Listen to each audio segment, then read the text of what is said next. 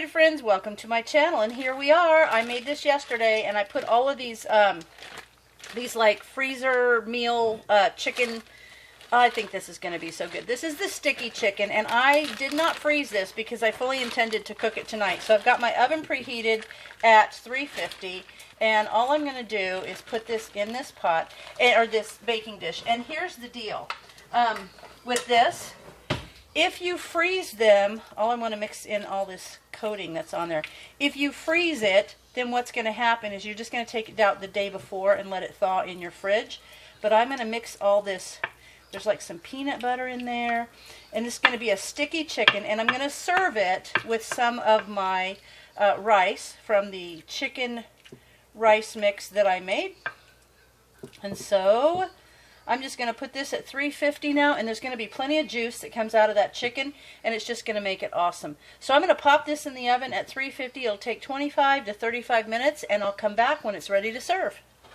Okay, guys, I've got some salad and the rice on the plate, and right quick, I'm going to take the sticky chicken out here, and I stopped and I stirred it around about every 15 minutes. I did it about twice. This took about 30 minutes, and I'm trying to get you back so you can see everything.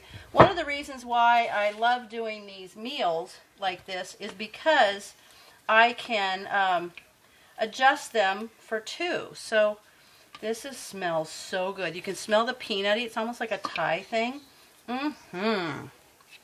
This is going to be super good. And I just poured those in there and let them cook for about 30 minutes. And now I'm just going to take a little bit of the juice and pour over everything.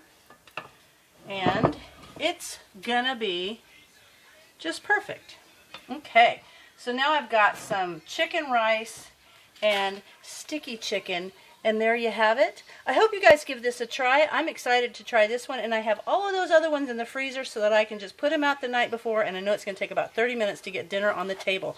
So there you have it. I hope you give it a try. Let me know if you do. And as always, thanks for watching, and I'll see you in my next video.